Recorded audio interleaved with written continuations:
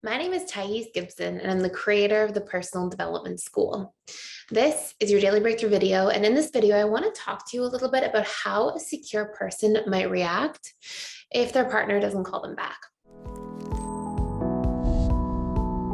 So I'm choosing this topic today because we have so many questions that come in about what a secure person would do in situation X, Y, or Z. So I decided to create a bit of a series here where we would really discuss and open up these topics and this dialogue. So first and foremost, one of the most important things to realize is that secure people feel confident stating their needs and receiving their needs. They feel really confident negotiating their needs. And it's not because they have a sense of arrogance around their needs. It's because as a child, a secure person grows up with positive reinforcement around the expression of their needs.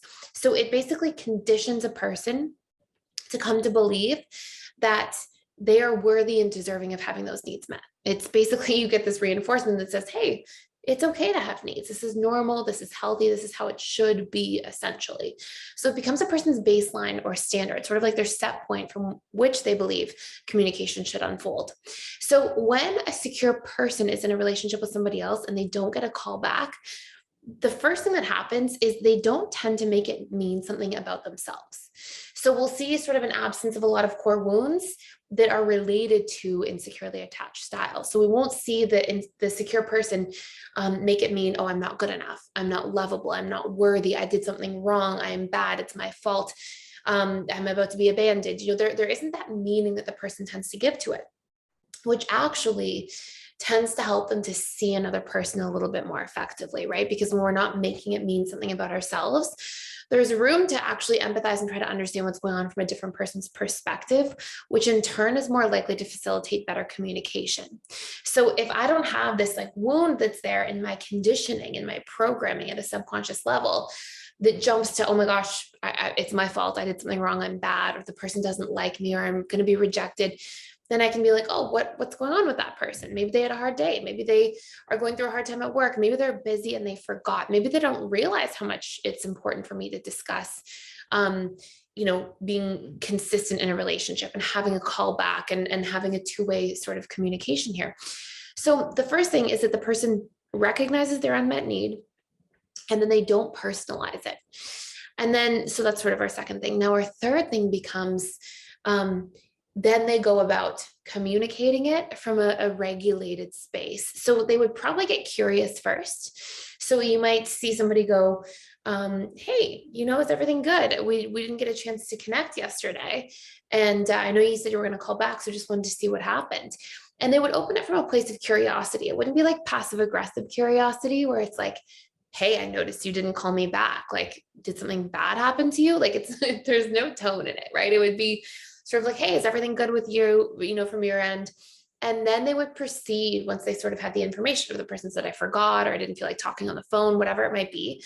The secure person would then turn around and communicate what they do need and why it matters to them. And from a place where they're not blaming the other person, but simply coming from their perspective and wanting to share with the other person the information necessary to be able to have those needs met. So they might turn around and say something like, hey, I totally understand we get busy sometimes, but for me, consistency is really big in a relationship. And so I wanted to let you know, if you ever can't call back, just do me a favor when you can and at least try to shoot me a text and let me know that we'll touch base the next day or something along those lines. And that would really make me feel good. So they'll share that information in a very clear, very specific way without this undertone of like anger or frustration, without personalizing it. But they're letting that person know, hey, this is what's important to me in a relationship. And of course, if the person never shows up and tries to make the difference from the other end, right? They just don't call when they don't feel like calling and they never end up shooting the text. The secure person may turn around and reconsider the relationship. They might be like, this is an important need. The person that I'm with is not really showing up in this area. And yet I've communicated consistently, this is important to me. Maybe I don't want to end up committing to a longer term relationship with this individual.